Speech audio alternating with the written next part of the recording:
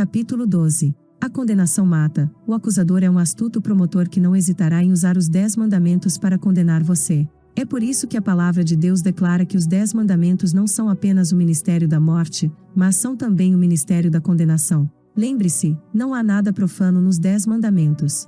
Eles são santos, justos e bons, mas não têm o poder de torná-lo santo, justo e bom. A lei é um padrão firme e inflexível. Ela não pode ser negociada. Quando você falha, ela não pode mostrar graça a você. Se isso acontecesse, então ela não seria mais a lei. É por isso que o apóstolo Paulo disse que o mandamento, que era para a vida, esse achei que me era para a morte. Porque o pecado, tomando ocasião pelo mandamento, me enganou, e por ele me matou. Observe que o pecado pelo mandamento o enganou e o matou. Isso significa que uma vez que Paulo estava sob a aliança da lei, ele também se encontrava sob o ministério da morte e da condenação. A lei sempre ministra condenação. Se você está sob a lei, toda vez que falhar e ficar aquém dos padrões de Deus, será condenado. A graça, porém, sempre ministra justiça. É por isso que ela é chamada de ministério da justiça, a qual excede em muito maior glória o ministério da condenação. Porque se o ministério da condenação tinha glória, muito mais excede em glória o ministério da justiça. 2 Coríntios 3:9.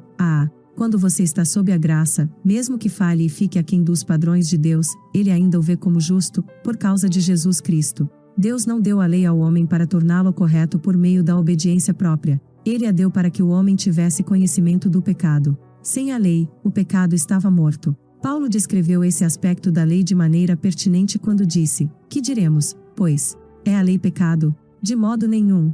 Mas eu não teria conhecido o pecado, senão por intermédio da lei, pois não teria eu conhecido a cobiça, se a lei não dissera, não cobiçarás. Mas o pecado, tomando ocasião pelo mandamento, despertou em mim toda sorte de concupiscência, porque, sem lei, está morto o pecado. A lei sempre ministra a condenação. A graça, por sua vez, sempre ministra a justiça. A lei instiga os desejos pecaminosos no homem, não há nada de errado com a lei. O problema é com a carne do homem. É como um grupo de meninos adolescentes caminhando por uma longa rua, apenas curtindo o dia e se divertindo. Eles passam por um prédio abandonado e nenhum deles se importa com ele, é só mais um prédio. Eles, então, caminham até o fim da rua, onde há outro prédio parecido com aquele primeiro que viram antes. Mas, desta vez, tudo em volta é cercado de avisos e há um letreiro enorme, com letras vermelhas, no qual está escrito: não atire pedras, ou você será denunciado à polícia. Repare, o primeiro edifício não tinha sinal algum, e os garotos nem ligaram para ele. O segundo tinha avisos de alerta ao redor, e desta vez os meninos pararam seu trajeto, porque algo dentro deles foi instigado. Eles olharam em volta para ver se alguém estava observando, e imagine o que fizeram. A próxima coisa que você ouve é o som de vidro quebrando, seguido do som de passos correndo em fuga.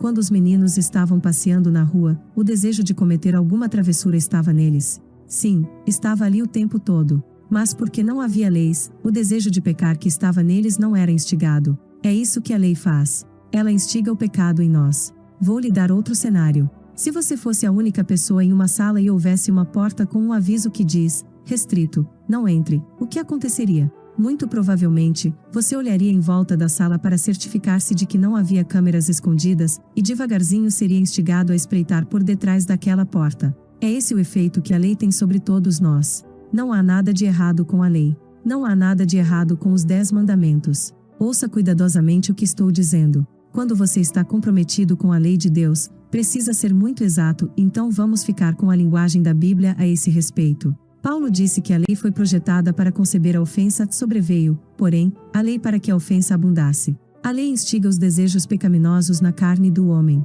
Quero lhe dizer que enquanto você estiver em seu corpo atual, terá propensão para pecar. Não sou eu quem está sugerindo isso. Foi Paulo quem disse: porque nem mesmo compreendo o meu próprio modo de agir, pois não faço o que prefiro, e sim o que detesto. O que significa isso? Significa que enquanto estiver neste corpo, embora você deteste perder o controle e ficar zangado, acredite em mim, você ficará zangado. Não importa o quão arduamente se esforce para não ficar, você falha. E quando você falha, o diabo está pronto para usar a lei de Deus como uma arma para condená-lo. Ele sabe que se for capaz de colocá-lo sob condenação, você começará a ter medo. Esse medo traz estresse e, por tabela, todo tipo de doença psicossomática e opressão pode começar a entrar em sua vida. Isso não é brincadeira, a condenação mata. O segredo para subjugar a condenação, qual é, então, a solução contra a artilharia de condenação do acusador? Paulo enfrentou as mesmas lutas que você e eu enfrentamos hoje. Seu grito está registrado em Romanos 7: porque não faço o bem que prefiro, mas o mal que não quero, esse faço. Desventurado homem que sou, quem me livrará do corpo desta morte? Mas Paulo não para por aí. Ele segue nos mostrando no primeiro versículo de Romanos 8 como podemos nos opor aos ataques do acusador. Agora, pois, já nenhuma condenação há para os que estão em Cristo Jesus. Romanos 8 versículo 1. Agora nenhuma condenação há para os que estão em Cristo Jesus. Esse é um versículo poderoso. Eu o encorajo a gravá-lo em sua memória, pois com ele você pode rebater todos os ataques do acusador. Você está em Cristo Jesus hoje? Sim. Então, não há condenação sobre a sua vida. Se você está em Cristo Jesus hoje, não há condenação sobre a sua vida. Mas, Pastor Prince, você sempre fala sobre interpretar as Escrituras em seu contexto adequado, e minha Bíblia diz que há uma condição para não ter condenação: precisamos andar segundo o Espírito, não segundo a carne. Então, isso significa que só estaremos livres da condenação se não secarmos. Estou muito contente que você tenha levantado essa questão. Vamos dar uma olhada no versículo de Romanos 8, versículo 1 completo, na versão João Ferreira de Almeida Revista e Corrigida. Portanto, agora nenhuma condenação há para os que estão em Cristo Jesus, que não andam segundo a carne, mas segundo o Espírito. Romanos 8, versículo 1, RC. É assim que aparece em sua Bíblia, certo? Mas você sabia que o último trecho, que não andam segundo a carne, mas segundo o Espírito, foi adicionado pelos tradutores da Bíblia e não aparece nos manuscritos gregos originais? É quase como se os tradutores não acreditassem que a declaração de não condenação viesse sem qualquer condição. Não fique só com a minha palavra, verifique por si mesmo. Para uma tradução mais exata, olhe a versão João Ferreira de Almeida atualizada, ou ainda a revista e atualizada. Portanto, agora nenhuma condenação há para os que estão em Cristo Jesus. Romanos 8 versículo 1, a. E isso mesmo, meu amigo, não há condenação para os que estão em Cristo Jesus, ponto final. Não há condição alguma, nem pré-requisitos. Tem tudo a ver com a obra consumada, e nada a ver com esforços humanos. Aleluia! Mesmo assim, há pessoas que argumentarão que só não há condenação quando não pecamos. Meu amigo, se não há pecado, por que haveria alguma condenação? Para começo de conversa, a declaração de Paulo seria supérflua se não houvesse pecado. Então, a boa nova que ele estava declarando é que mesmo quando há pecado, agora não há condenação para aqueles que estão em Cristo Jesus. Por quê? Porque Jesus já foi condenado por todos os nossos pecados. Amém. Quando a palavra, portanto, aparece em um escrito, sempre explica o motivo conclusivo de algo. Quando Paulo disse, portanto, agora nenhuma condenação há, ele se referia a como o pecado, tomando ocasião pelo no texto original, o autor utiliza a NKJV, New King James Version. Mandamento o tinha ludibriado e matado. Quando Paulo estava lutando segundo a lei, foi condenado repetidas vezes. Você vai encontrar Paulo relatando suas lutas em Romanos 7. Na verdade, ele disse: desventurado homem que sou, quem me livrará do corpo desta morte? Aquela era uma questão retórica. Olhe para a resposta do próprio Paulo: graças a Deus, por Jesus Cristo, nosso Senhor. Era por causa de Jesus Cristo que Paulo podia declarar que agora não havia nenhuma condenação para os que estão em Cristo Jesus. Deixe-me dar uma dica prática sobre como você pode crescer nesta revelação de nenhuma condenação. Aprenda a perceber que os 10 mandamentos, a lei de Deus, e a condenação são a mesma coisa. Toda vez que você ler ou pensar sobre a lei, pense em condenação. Eu estava falando com um irmão na igreja, recentemente, e ele me contou que seu entendimento de obediência à lei era que tinha de fazer certo. Embora seja verdade que a lei diz a você qual o certo a fazer, você será, todavia, sempre condenado por ela. A lei é chamada de ministério da condenação porque não foi concebida para conduzi-lo a fazer o certo, mas para condená-lo. E sabe de uma coisa? Quanto mais você se guia pela lei e tenta ser justificado por ela, mais falha e é condenado por ela. Este não é o caminho de Deus. Ele não quer ver você vivendo em culpa e condenação, pois como eu disse antes, a condenação é a raiz mais profunda, que gera medo, estresse e todo tipo de doença. A condenação literalmente mata você. Quando o acusador vem para condená-lo por todas as suas falhas, e diz coisas do tipo, como você consegue chamar a si mesmo de cristão, ou você é o maior hipócrita do mundo, essa é a hora de começar a se ver livre de qualquer condenação. O oposto do ministério da condenação é o ministério da justiça, o qual o excede muito mais em glória. Comece a se ver justificado não por causa do que você fez ou tem feito, mas por causa do que Jesus fez, e porque seu sangue o purifica continuamente. Lembre a si mesmo que o Santo Espírito foi enviado para convencê-lo de sua justiça independentemente de obras. O diabo usará a lei como uma arma para condená-lo. Mas, louvado seja Deus, agora não há mais condenação para aqueles que estão em Cristo. Quando não há condenação, a palavra de Deus diz agora: ousadia para ir ao trono da graça de Deus. Mas, Pastor Prince, o que acontece quando eu peco? Bem, agora inclui o momento em que você peca. Claro que inclui. Portanto, agora nenhuma condenação há, é um versículo para agora. A declaração é verdadeira para todo momento, todos os dias. É verdade pela manhã. É verdade à noite. E quando o amanhã chegar, ainda será verdade. Não há condenação no presente, continuamente, para você, porque você está em Cristo. O que lhe dá a ousadia para ir a Deus é o conhecimento de que Ele o vê completamente justo. Nós não deveríamos ser condenados ao menos um pouquinho, e então nós voltaríamos para Deus. Quando Adão foi condenado, ele se escondeu de Deus. Amado, quando você falha, a condenação e a culpa o levam a fugir da presença de Deus.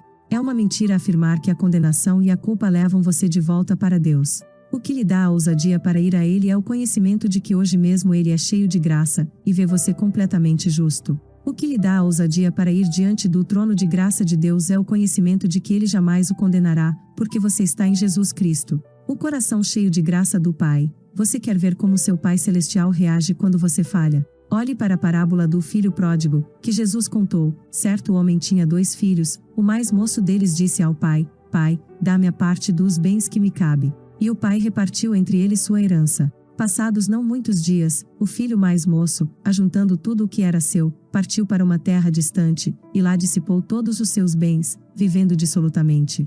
Depois de ter consumido tudo, sobreveio àquele país uma grande fome, e ele começou a passar necessidade. Então, ele foi e se agregou a um dos cidadãos daquela terra, e este o mandou para os seus campos a guardar porcos. Ali, desejava ele fartar-se das alfarrobas que os porcos comiam, mas ninguém lhe dava nada. Então, caindo em si, disse: Quantos trabalhadores de meu pai têm pão com fartura, e eu aqui morro de fome? Levantar-me-ei, e irei ter com o meu pai, e lhe direi: Pai, pequei contra o céu e diante de ti, já não sou digno de ser chamado teu filho, trata-me como um dos teus trabalhadores.